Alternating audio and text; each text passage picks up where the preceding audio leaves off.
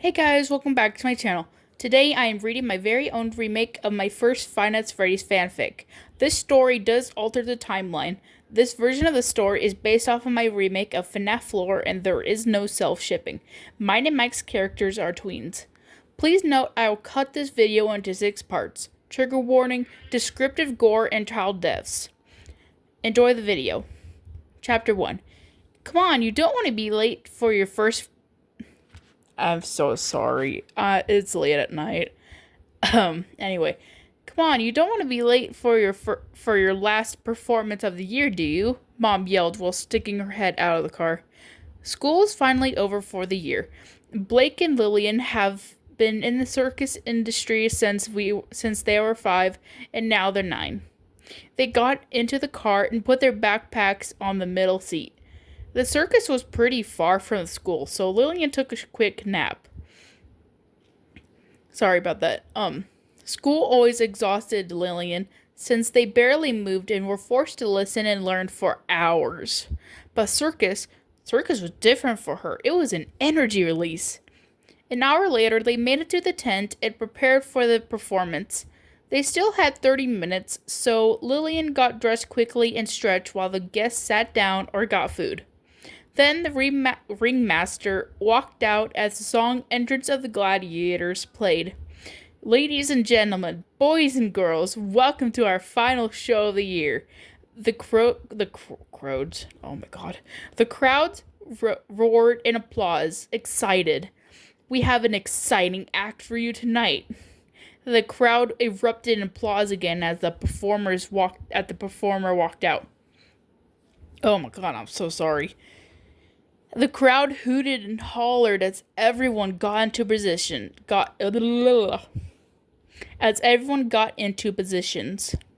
The lights were still out, but the spotlight was still on the ringmaster. Are you ready for the most brilliant, most mysterious, and magnificent performance you have ever seen in your life? The ringmaster dramatically said, riling up the audience. He was always so over the top, but it got the job done.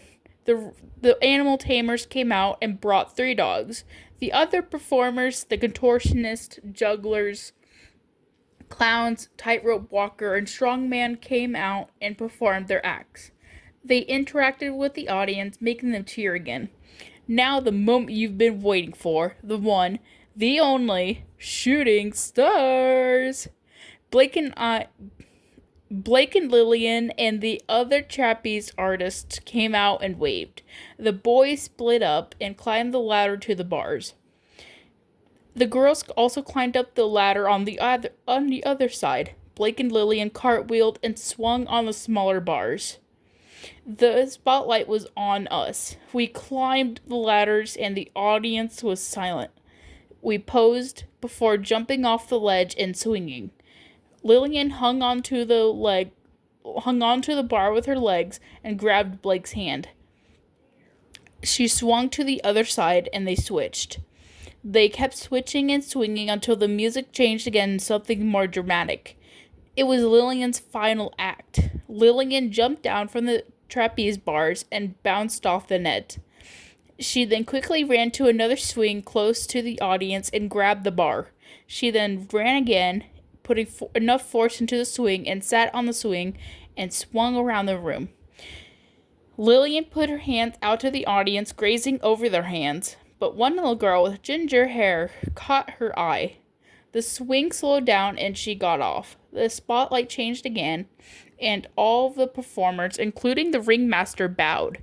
The other performers walked to the changing rooms, while the ringmaster stayed in the room and gave a warm goodbye to everyone. The lights came back on and the audience began to leave. Lillian hurried and changed to her normal clothes and left to meet up with Blake and her parents. Lillian walked out and saw a family talking to the ringmaster. "Ah, Lillian, there you are. These great people were curious about you and your brother Blake."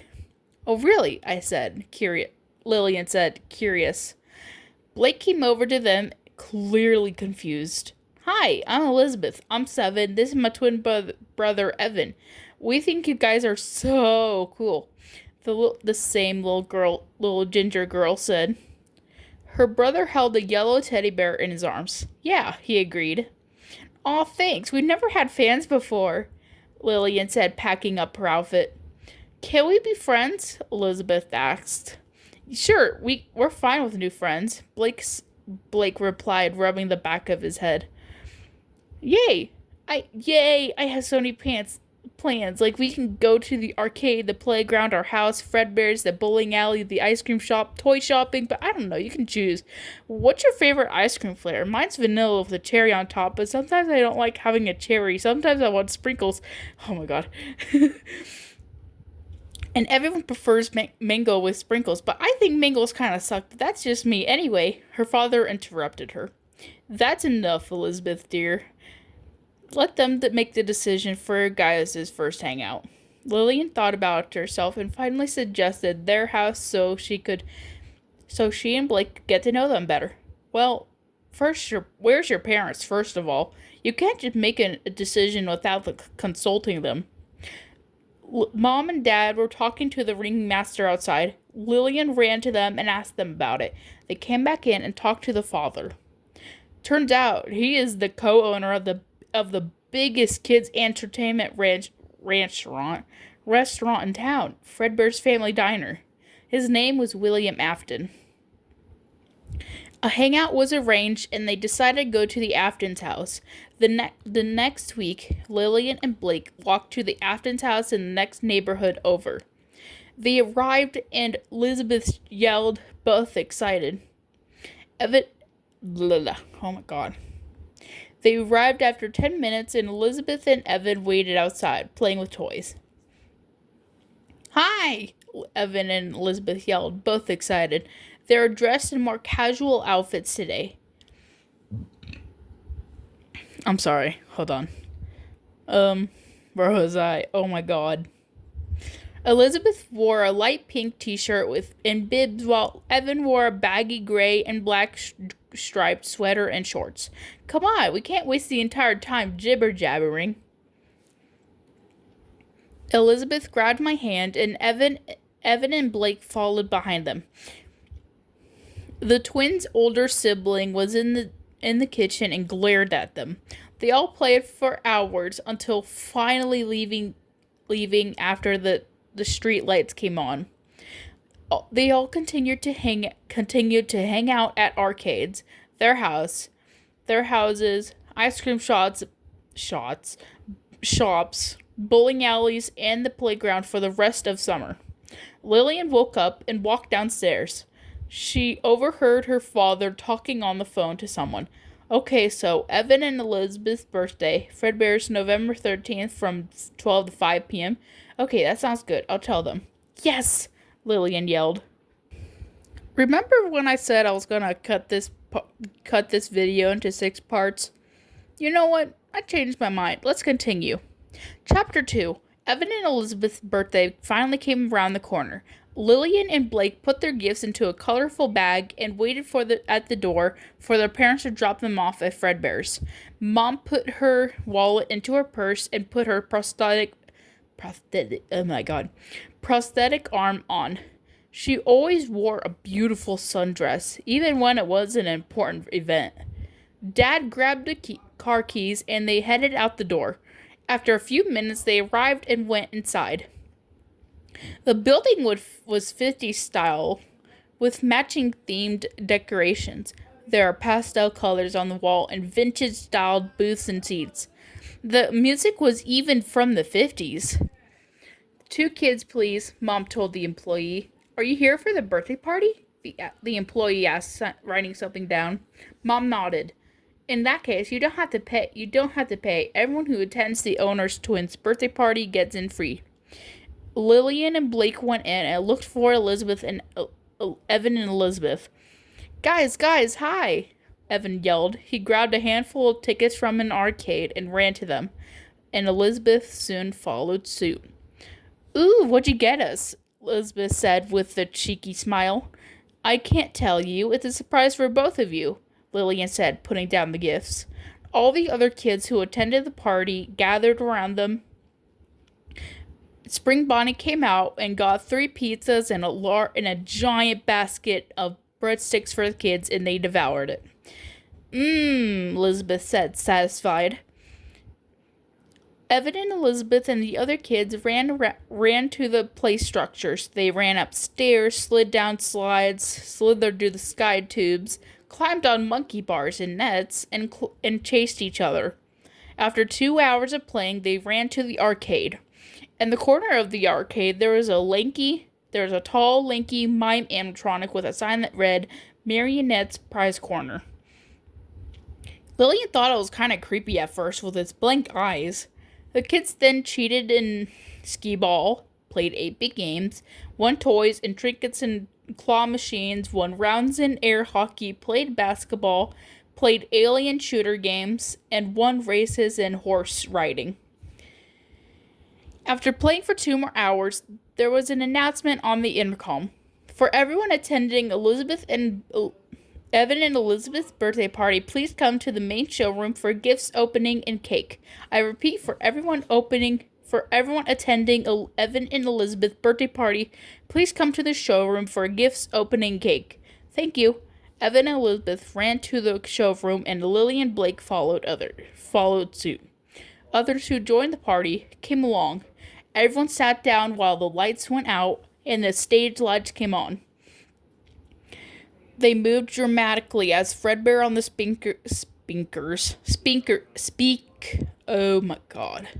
speakers announced the party. Are y'all ready for the countdown to Elizabeth and Evan's birthday party? Everyone cheered and clapped. I didn't quite hear ya. This old bear has bad hearing nowadays. Louder! Everyone screamed louder. 10, 9, 8. He continued as Spring Bonnie came out and brought cake to the kids. 7, 6, 5. Everyone put on their party hats. 4, 3, 2, 1. The curtain opened quickly and Fredbear began singing Happy Birthday as Spring Bonnie played the banjo. The song ended as Elizabeth and Evan blew out the candles. Everyone clapped again. Spring Bonnie cut the cake and served the slices to each person attending. The twins opened their gifts. Elizabeth got toys, hair bows, and girly clothes. Evan also got toys and clothes. The lights turned back on, and everyone chatted normally. But then Michael, Evan and Elizabeth's older brother, came out with his friends. Oh, look, the crybaby and his little friends are having a birthday party. How cute. He taunted Evan. Please stop, Evan said, cowering down in his seat. Leave him alone, you bully, Elizabeth yelled. Michael ignored Elizabeth and continued. What's that? You want to give Fredbear a fat kiss? Michael grabbed Evan's arm tightly. Where was I? Crunch. Wait, no, that wasn't there. Sorry. Gracie, will you stop? Hold on. No, ow. No, oh my God. No, ow, please stop. Evan screamed and cried hard as Michael. Oh my God. I am so sorry about the breaks. Where were we? No, ow, please stop, Evan screamed and cried hard as Michael kept pulling Evan's arm roughly. Michael grabbed Evan by the waist and shoved him into Fredbear's mouth. Crunch! Fredbear's jaw retracted after Michael let go of his jaw. Fredbear was covered in blood as blood dripped on the stage. Evan's head was severely crushed from the force of the slam. All the kids and other attendees, ran out of the building screaming. Lillian and Blake stood there, frozen in shock. Michael quivered as his mask was stained with blood of his doing.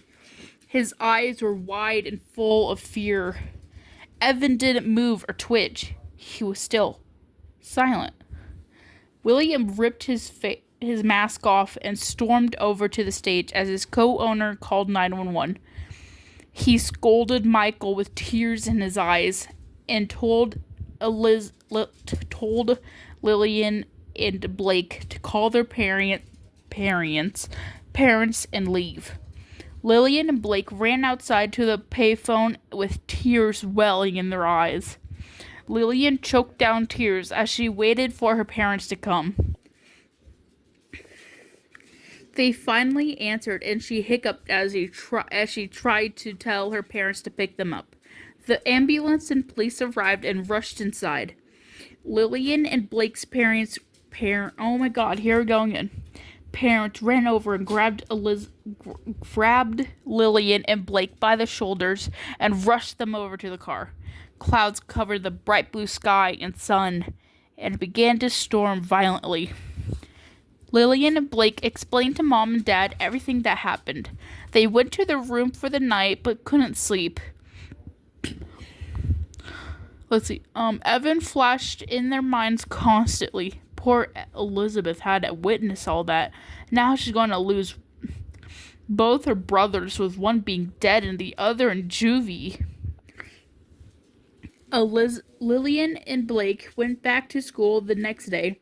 The teachers asked left and right what was wrong, since they were quiet all day, but Lillian and Blake stayed silent. This can't get any worse, can it? They went home and saw on the news something else horrific at Fredbear's happened last night. Co-owner Henry Emily's daughter Charlotte went. Oh my God.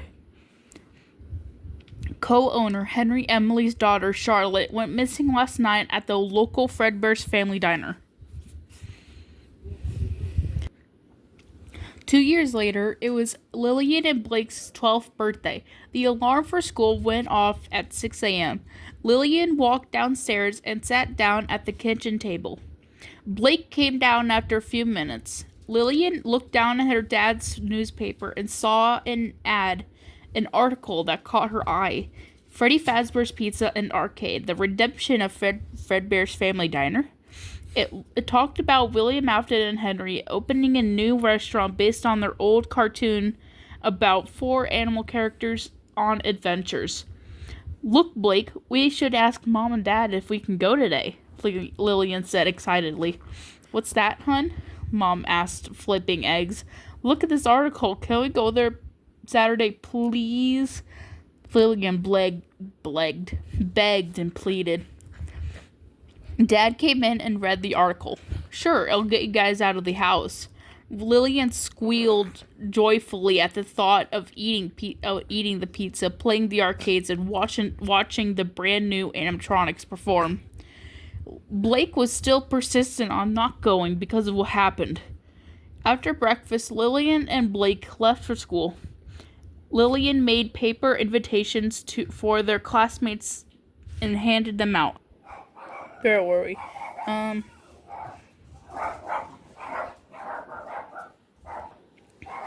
Lillian squealed. Okay, let me see. Hold on. I am so sorry. On Saturday morning, Lillian got dressed in her favorite outfit, while Blake dressed casually and left early to go to Fredbear's to get everything ready. Mom and Dad signed Lillian and Blake up for their birthday party package with prizes, treats, and tickets.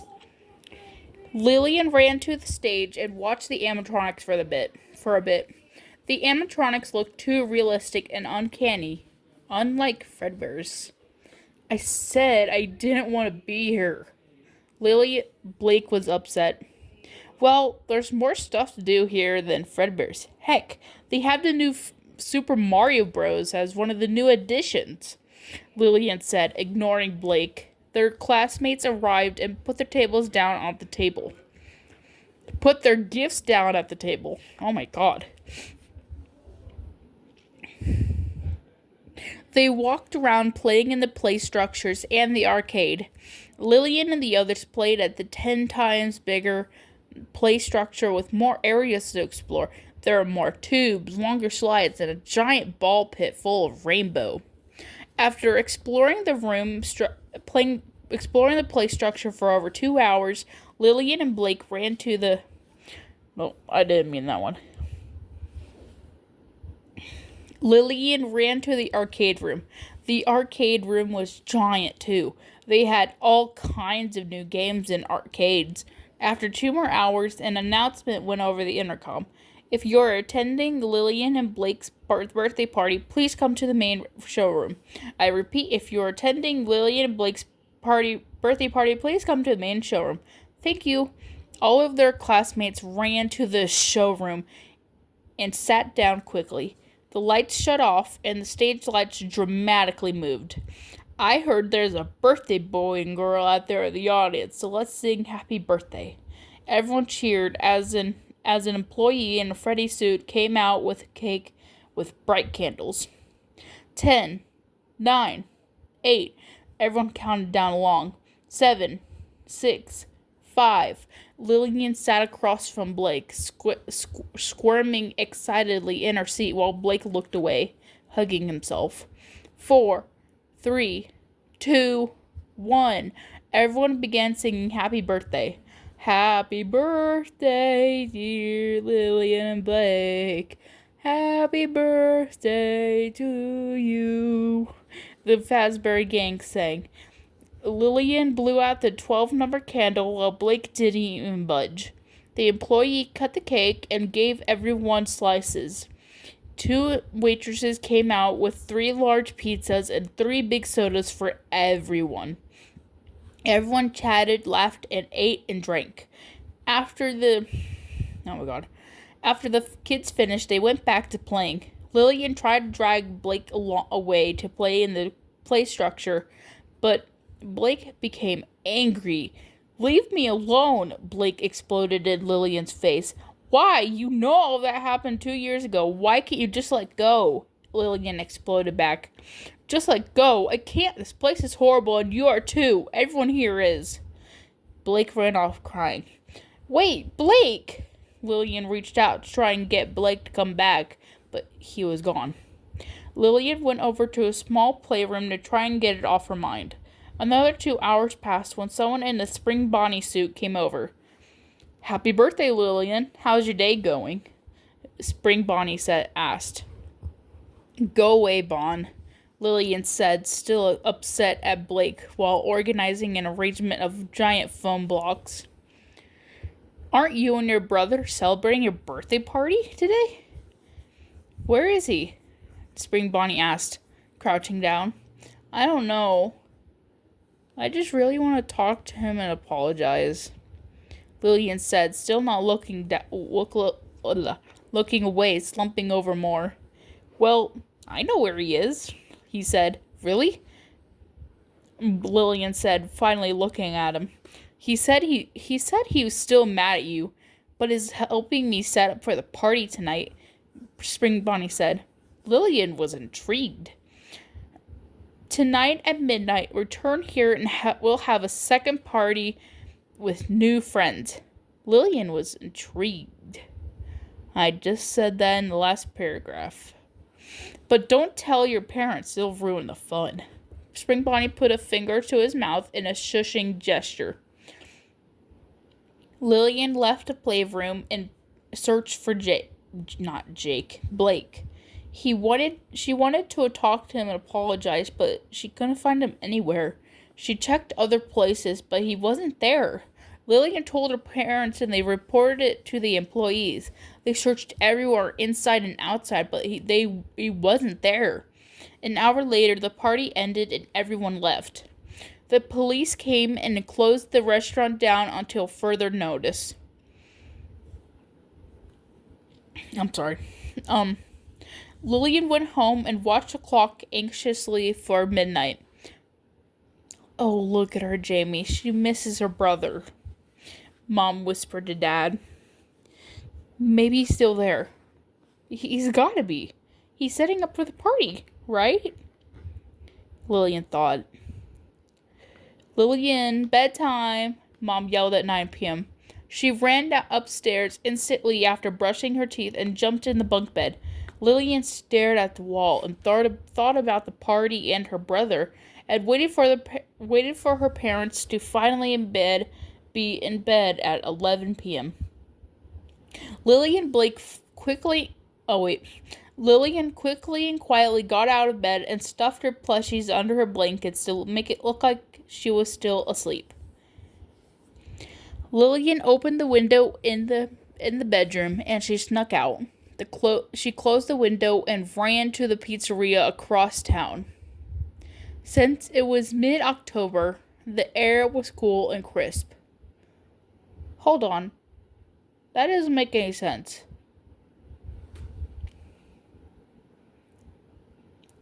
I did not mean to put that she ran upstairs. And ignore that. Anyway, the leaves. Okay, hold on. The streets were eerily quiet and dark, with only streetlights illuminating small areas. The fall leaves fell, crunching underneath Lillian's feet as she ran. After several breaks with catching her breath and hiding between alleyways and bushes, she finally made it. The sign and a few lights around the building were the only things lit up, making it a bit eerie. Lillian walked inside, but the pizzeria was dark. There was a few markers on the wall with glow-in-the-dark arrows, and Lillian followed them to the main showroom. She looked around and saw 5 other kids there. Hello? Lillian said, nervous. Spring Bonnie popped out from behind the stage curtains and introduced himself. Good. Everyone has arrived. Good evening, boys and girls. Tonight we're going to have so much fun. The kids gathered around the stage and cheered as the stage lights turned on and the animatronics performed and sang. Spring Bonnie left and went to the kitchen. The kids continued to cheer and dance as the animatronics continued to perform. Cake, anyone? Spring Bonnie jokes, putting down a large 2-tiered cake with rainbow sprinkles and 7 candles on top.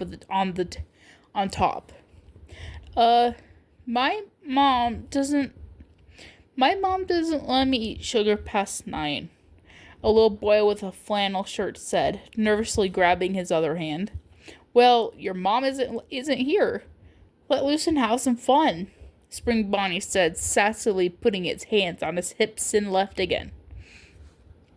The kids finished eating the cake and ran around playing on the play structure and the arcade. Lillian played for 1 more hour when she started to get tired. Mr. Spring Bonnie, where's my brother? I only wanted to come here because of him, Lillian asked, rubbing her heavy eyes. I can show you. We are just about to have the main party. Spring Bonnie then walked over the counter and picked up the intercom. Attention, everyone. There is a final party for the night.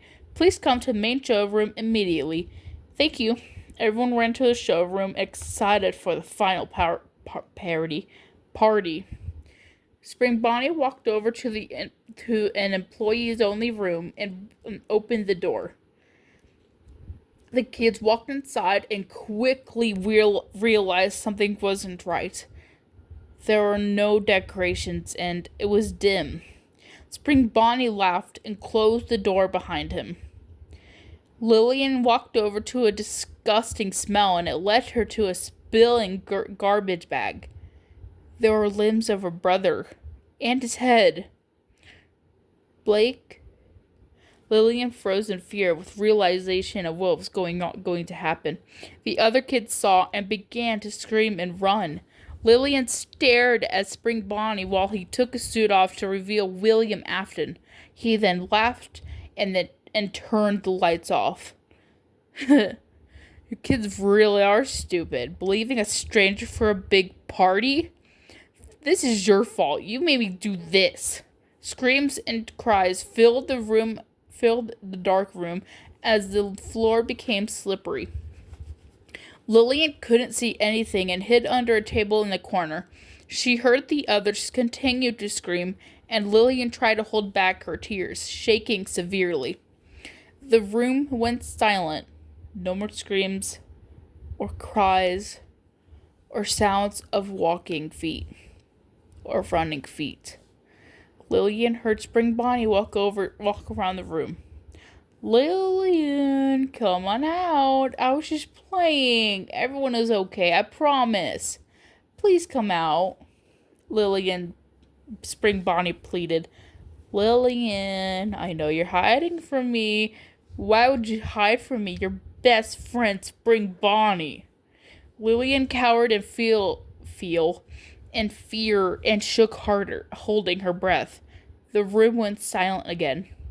The door opened, and she thought Spring Bonnie left. She tried to leave through the door when Spring Bonnie grabbed her from behind the door and strangled her. She struggled to breathe until Spring Bonnie roughly grabbed her head and slammed it against the edge of a table. Lillian screamed and screamed as loud as she could.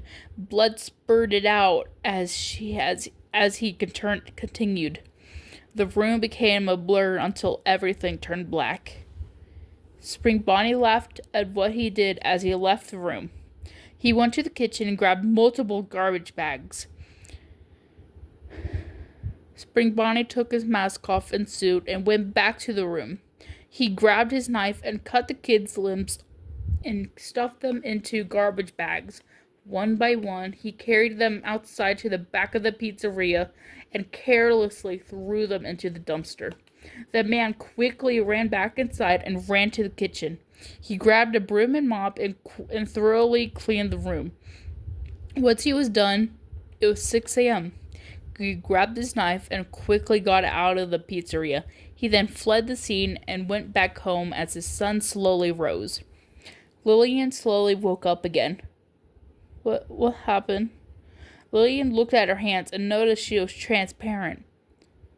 Was she a ghost? She looked around at the other kids, realizing they were the same way. The kids now had black, leaking eyes. She noticed a familiar face. Blake? She ran to him, hugging tightly. Blake, I'm sorry. I'm so sorry. Lillian cried as Blake had hugged her back. He stayed silent, though, and didn't say a thing. Suddenly, a strange, lanky creature came towards the kids. Marionette? Lillian asked, realizing it was a creepy mime animatronic from Fredbear's. I'm actually not Marionette. I'm Charlotte. A little soul came out of the animatronic. I died just like you guys. Because of him, she said with a hiss at the end. I'll give you all a second chance at life and get the revenge we deserve. Charlotte guided every kid to animatronics around the pizzeria. She came up to Lillian, Blake, and another little girl with black hair and pigtails. The little girl went into Fredbear while Blake and Lillian were stumped by the unfamiliar animatronics. There was a bat and dragon. The animatronics were dusty, new, but never used. This is Blaze the dragon, and this is Starlight the bat. My dad made them, but they didn't gain enough attraction and popularity like the others. Blaze had dark blue and green scales, long claws, and a tail. Blake hesitantly went in and possessed the dragon. Starlight had black and gray fur and a small star-patterned cape. Lillian went inside and was washed over with emotions. She was angry, sad, confused, scared, disgusted, all at the same time. Everyone was. 2 years passed after the closure of Freddy's. Employees came in with Henry and took all the animatronics to another pizzeria. Freddy Fazbear's Jr.'s.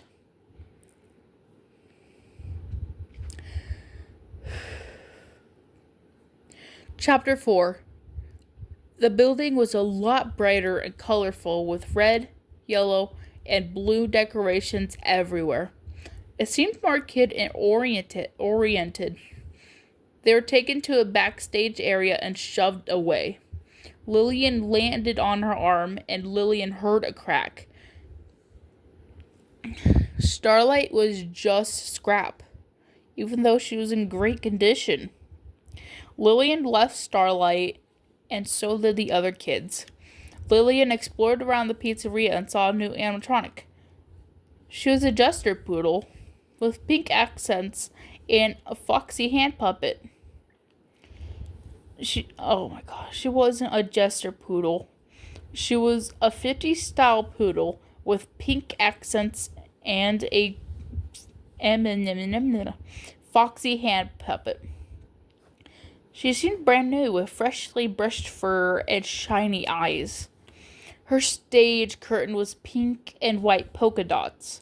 The decorations were also pink and white with pink tables, white chairs, pink and white balloons, and streamers. She seemed so cute. Oh my god, I forgot to add in there was a little play area for kids. Anyway, Lillian continued to explore around since it was closed for the day and saw other new animatronics. There was a teddy bear-like animatronic with a red and gold suit and a big top hat. Next to him, on the left, was a blue Easter bunny with white ribbon and stomach. He held a carrot guitar. On the right of the teddy bear was a sweet-looking light brown mother hen with a pink bonnet apron and a basket full with fruit and a cupcake. Near the prize corner with arcades was a porcelain boy with fluffy hair, striped clothes, and a red balloon. Months had passed and everything was fine. The pizzeria was constantly busy with kids and adults walking around. But today, something was different. Lillian explored areas that weren't meant to be explored. Oh, whoops, I didn't mean that. Lillian visited Toy Foxy when she saw she was destroyed. She was mangled, with limbs attached to places they weren't meant to be. She was missing an eye, and her hand puppet was torn. Some workers came by and annoyingly stared at the mangled mess. Well, this is the 12th time this year, and this isn't even summer yet, one worker said. I'm not working on her anymore. I don't care what boss man says. I refuse, the other said. They walked out of the room. Months passed and it was finally summertime. I wish I could go outside, but Lillian wished she could go outside, but she was trapped in there. Lillian went back to Toy Foxy and saw a worker. There was a group of kids there too. This is the Mangle. She's such a sweetheart. The poodle animatronic perked her head up. She is our take apart, put it back together attraction. So have fun. The worker started walking away until Mangle ran on all fours towards him and bit his head. A loud crack was heard, and blood poured down. The worker went limp as the other workers came and called 911. Paramedics came and immediately took the worker away. Everyone left afterwards, so they all had the pizzeria to themselves. Around midnight, a new person came in.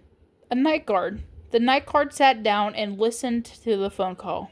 The other toys woke up and began going to the night guard. For the following week, they got progressively more aggressive. Along with the other kids, Lillian wondered why they were attacking him, but stayed in the parts and service room. The last day of the week, someone in a spring Bonnie suit came in and lured more kids away. The pizzeria closed again, and scraps were destroyed. Henry and other workers took the scraps. Chapter 5. They turned scraps into more animatronics. They were like the original Fazbear Gang, but a lot more cartoony.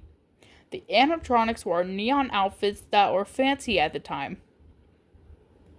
The building was the same, with bright neon play structures, arcades, booths, seats, and decorations. Lillian's animatronic, Starlight, was remade too. She was all black, with light gray paws and stomach, with neon purple, pink, and blue star-themed cape that was way longer than before. Her eyes were a lot brighter shade of pink too. Blake's animatronic was a lot smaller, with bright neon teal and green areas.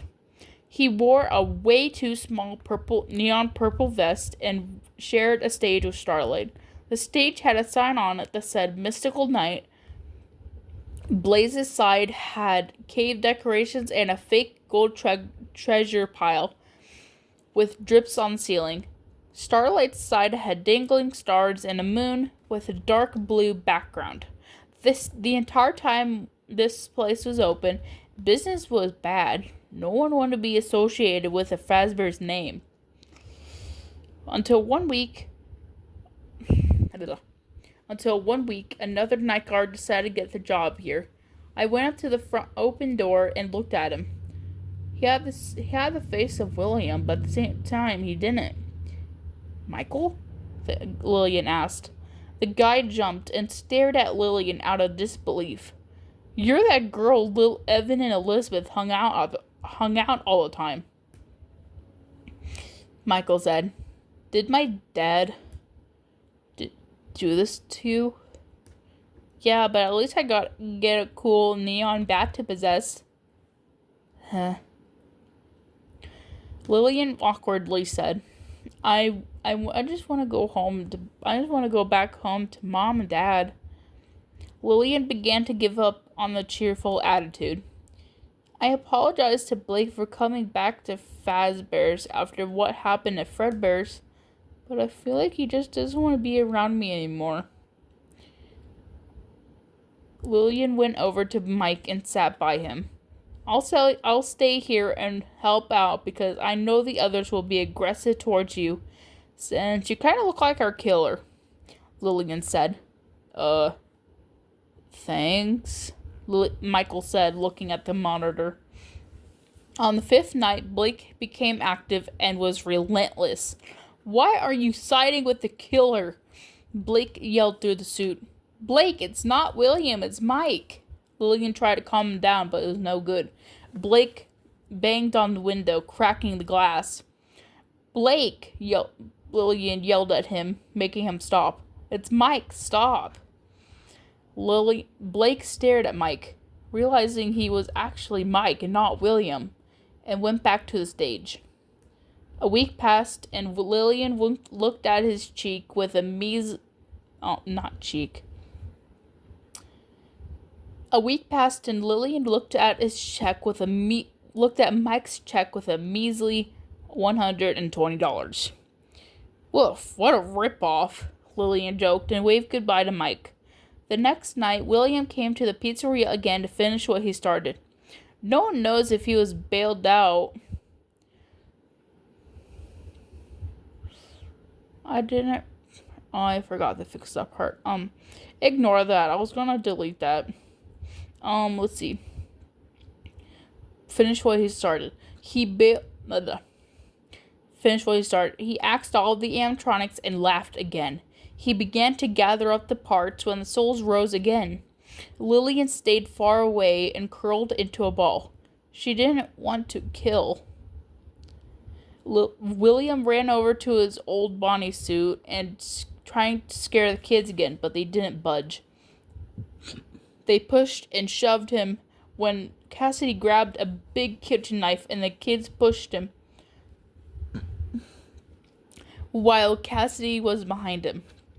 The knife sliced through, and Cassidy continued to cut William as the others tore his suit up. Blood pooled around him. Let's see. The blood pooled around him as his suit turned a dark orange. The souls thought they were finally free, but they weren't. The pizzeria became abandoned for almost 30 years. The company with Henry took the suits, arcades, decorations, and prizes and moved them again. Henry put Starlight's parts in boxes on a dolly. Henry looked very old, possibly in his early 70s. And the final chapter. Yippee! Oh my god, I'm finally done with this. All this moving around is going to make me sick, Lillian said. But you're dead. You can't. You can't, Gabriel tried to say, but was interrupted. Shut up, Gabriel, Cassidy butted in. The truck stopped and the workers got out to take everything in. The new place was called Fazbear's Fright Fest. The building was dark, with a few attractions already up. The workers gathered all the animatronics and placed them in scare attractions. Why do we have to be scary? Susie asked, looking down. The workers and Henry continued to set everything up and finally finished for the day around 6 p.m. Everyone left and souls roamed around until morning when the workers came back. They finished up the indoor decorations and went outside to the fair. Lily and Blake followed, and it was amazing. There was a giant roller coaster, Ferris wheel with Freddy face on it, a Chica-themed teacup ride, fun house, a sun and moon themed carousel, swings, a strange clown with pigtails themed tilt-a-whirl, a roundup, other rides for little kids, game areas for prizes, and food trucks. Weeks passed and it was finally opened in October. Crowds came in constantly. Business was booming, but one night changed everything. A night guard came in, but he looked familiar, yet so different. He had the same Fazbear branded Foxy hoodie, but his face was plastered with bandage and a black mask. He sat down and Lillian came over to him. Hey there, Lillian, the guy said. Oh, Mike, I didn't recognize you. What happened? Why are you purple? Lillian asked him, confused. It's a kind of long story, but I'll try and make it shorter for you. My dad wanted me to go to an underground animatronic facility. I found my sister. She was killed by a clown animatronic, the one on the tilt-a-whirl. Then the animatronics down there used a giant scooper and used me as a skin suit. Now I'm an animatronic. Okay, so where was I?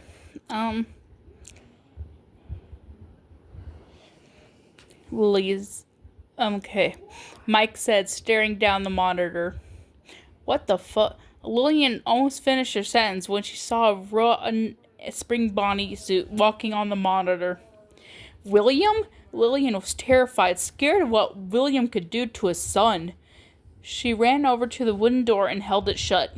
Mike kept an eye on William over the cameras.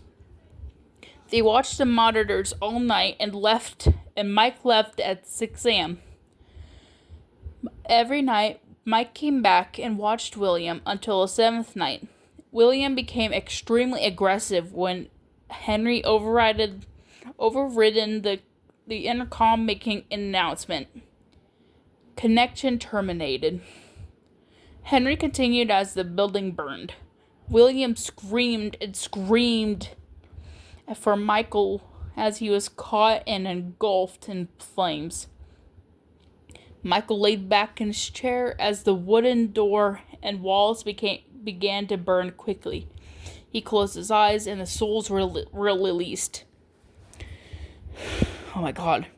Lily and Blake didn't go just yet and went back home. They saw Mom and she noticed them. Blake? Lillian?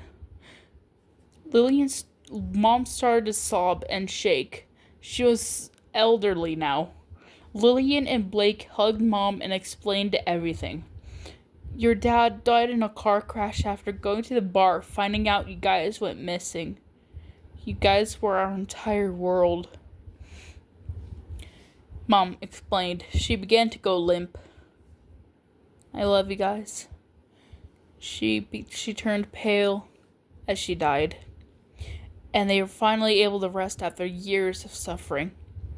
There they were, in a whole garden of flowers, with their name etched on rocks.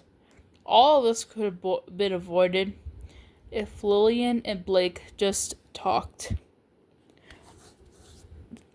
Thank you guys for watching. I'm trying to think. I'm so sorry. Thank you guys for watching. Please go support my other videos. Real quick. Did you guys notice the reference at the end? If you do, please let me know in the comments. It's a pretty popular song right now. It's my favorite song at the moment. But anyway, I'll see you guys later. Goodbye.